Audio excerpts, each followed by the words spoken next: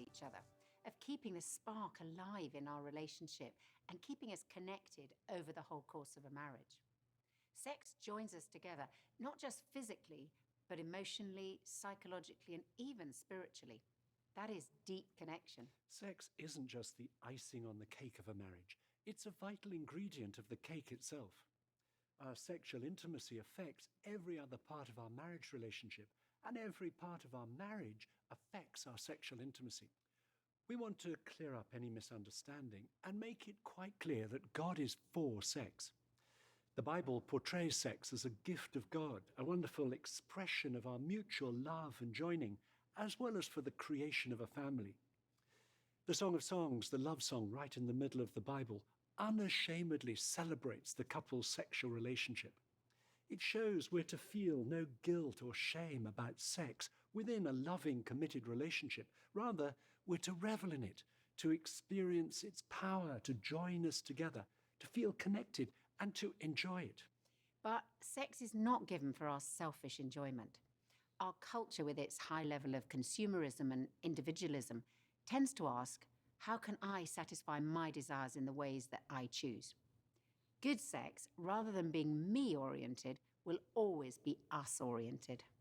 So, we want to look at 3 key aspects of establishing and maintaining a pattern of good sex in marriage. The first is to get our hearts in sync. We want to encourage you to think of your sexual relationship as a journey of discovery over a lifetime. And sex really can get better and better if we look after it as an integral part of our marriage. Recently, a number of national newspapers in the UK reported on some research that showed the best age for a whole variety of activities. Apparently, the best age to remember things is 25. The best age to learn a language is 8. The best age to do maths in your head is 50. And the best age to have great sex is 66. So the best is yet to come. We can easily be misled by films and the media into thinking that sex should be instantaneously brilliant. But that's not real life. It's not realistic to expect to become black belts at sex overnight, or to be able to turn on fantastic sex at the flick of a switch. Sometimes we have to unlearn some of the messages that we've absorbed from contemporary culture. Intimacy is not something that Hollywood paints. Yeah. I mean, really, it's nothing like that. You know, it doesn't just happen. You burst through the door and everything comes off and off you go. No. It does not happen that way. Yeah. There's real human emotions and There's the right time. There's Correct. like the romance to it. and then there's like, did she have a bad day with the kids and you come in all fired up? You're like, it's Yeah. gonna happen, and no, it's not actually because you didn't know what happened in the house today.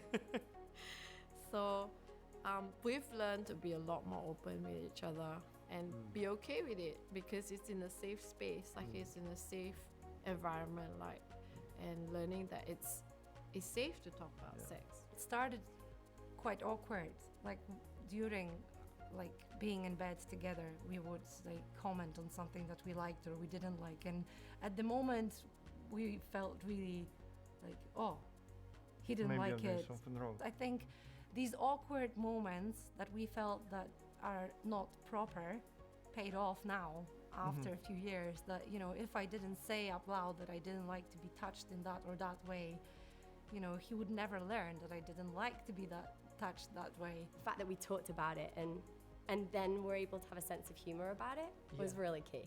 Yeah. Yeah. Not laughing at each other, but with. To be in sync, we need to keep talking about sex a lot. We recognise that can be difficult at first.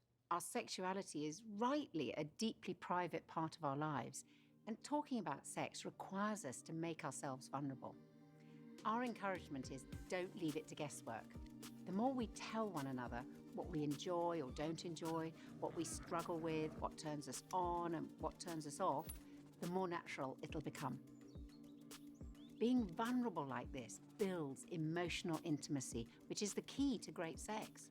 Getting our hearts in sync may also involve talking through any past sexual relationships as these can lead to jealousy and mistrust. We need to bring closure for the sake of our relationship. Our advice is to face these things together and talk about them, and especially if you're engaged. You don't need to go into all the details, but it really is best to go into marriage with no skeletons in the cupboard. This may involve deleting old emails or texts, or disconnecting on social media from people we were previously attracted to, or deleting photos of previous partners, as these can all bring back unhelpful emotions from the past for us or for our partner. You might well need to say sorry and then forgive each other, which can be hard, but as we said previously, forgiveness is a choice we make, even when we may not feel like it. I'm Dimas I'm Salaberios. Tiffany Salaberios, We met at a church in Queens, New York. New York City. I was coming out of the church, she was coming in, and I grabbed the door, grabbed her hand, started to shake it, and I just had a loss for words. Years before I met Tiffany, I was involved in the drug world, and so I had a pretty wild story. So I was pretty ruthless on not going into places that could bring harm to us, not visiting old friends, all old girlfriends, things like that, completely cut off. No reason to be Facebook friends, no reason That's to true. check in with each other. Like we had those kind of conversations very early on, Right. that, you know, we weren't gonna be. Yeah, inevitably contact somebody with looks anybody. us up, right? Yeah, once in a Old while, boyfriends or somebody old would try girlfriends to. might look us up, and then we'll be like, "Oh, wow, okay, blah blah blah blah blah. Thank you. Have a nice life. Bye." And I would say that even now, as we meet members of the opposite sex, and we feel like, "Oh, this is a great friend" or whatever, we kind of like make sure they're like it's like our friend, not like we're not building up these side friend relationships with people. So. Yeah, so we have a lot of boundaries and Right. things in place to keep us from making really dumb decisions. Yeah. The second way